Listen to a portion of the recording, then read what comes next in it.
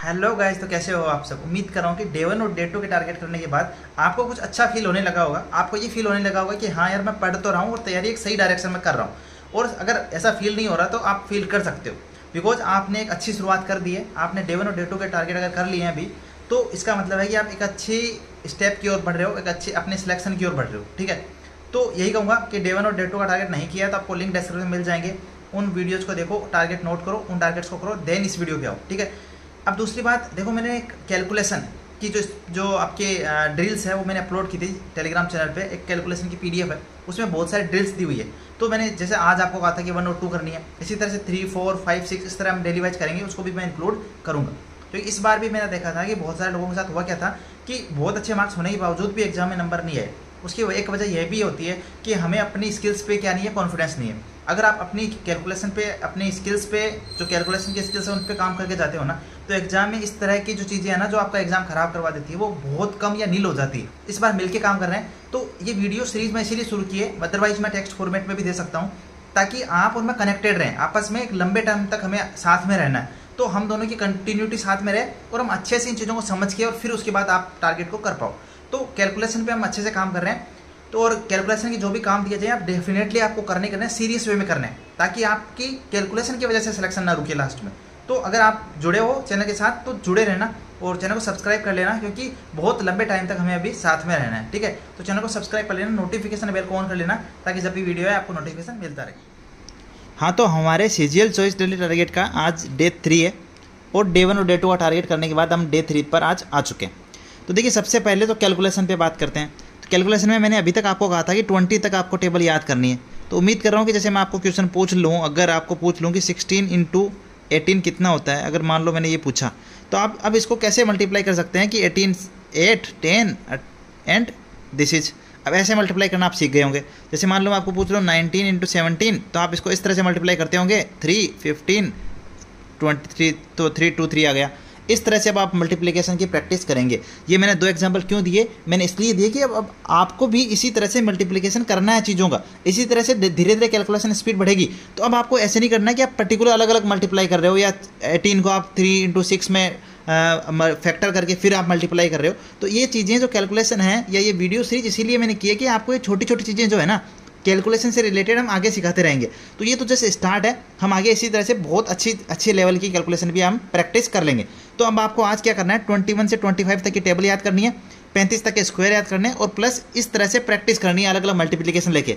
जैसे अभी मैंने 19 × 17 लिया, इसी तरह से आप 12 × 19 ले लो, 19 × 80 ले लो, 17 × 16 ले लो। इस तरह से मल्टीप्लिकेशन करो, अलग अलग प्रैक्टिस करो कैलकुलेशन पे 5-10 मिनट। ठीक है, तो इस तरह से आपको कैलकुलेशन करनी है। तो 21 से 25 तक की टेबल और 35 तक के स्क्वायर आपको याद होने चाहिए। मैं आपको पूछ लूँ 34 का स्क्वायर, तो आपको पता होना चाहिए कितना होता है। 33 का स्क्वायर पता होना चाहिए।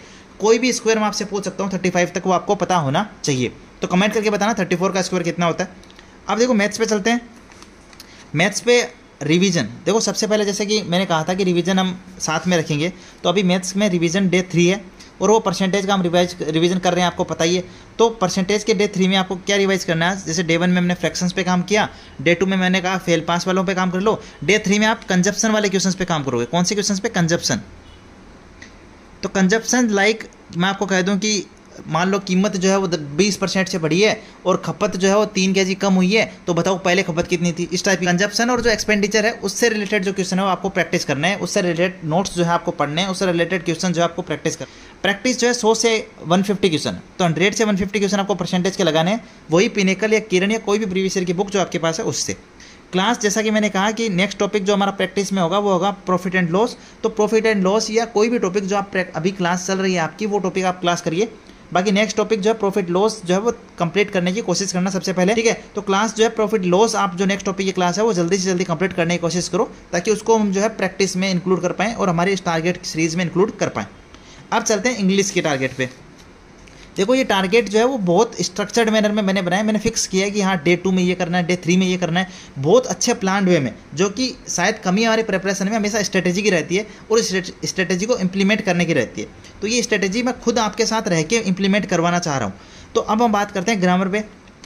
तो ग्रामर में देखिए, हमारा आज डे 3 है और 7 डेज़ के टारगेट में डे 3 है। आपको वापस से जो बचे हुए कंसेप्ट हैं नाउन के वो पढ़ लेने। वोकेबलरी में 1 वर्ड 71 से 100 और ईडीएम 41 से 60। बता दूं, इससे पहले आपको 10, 15, 20 मिनट का अलार्म लगाना है और उस अलार्म में या उस टाइमर में आपको क्या करना है, पहले जो हमने अभी तक पढ़ा है वो रिवाइज करना है। तो पहले जो पढ़ा है वो रिवाइज करना है। रिवीजन में मैंने जैसा ये कहा, केवल आपको जस्ट देखना है, गो थ्रू होना है एक बार, और उसके बाद नेक्स्ट ये पढ़ने हैं। कॉम्प्रिहेंशन पार्ट जो कि सबसे मोस्ट इंपॉर्टेंट पार्ट है, 3 नंबर क्लोज टेस्ट करना है, 21 से 30 नंबर आपको पैराजंबल करने हैं और पैराग्राफ करना है 3 नंबर। ये चीज़ें जो मैं बता रहा हूँ वो लगातार कंटिन्यू रखो। आप जब 2 महीने 3 महीने बिता लोगे सीरीज के साथ, देन आप फील करोगे कि आपका कोई भी पार्ट कम वीक नहीं रहा, न कॉम्प्रिहेंशन, न वोकेबलरी, न ग्रामर। हम बहुत अच्छे अच्छी चीज़ों को करके आगे रिवीजन भी कर लेंगे इनका।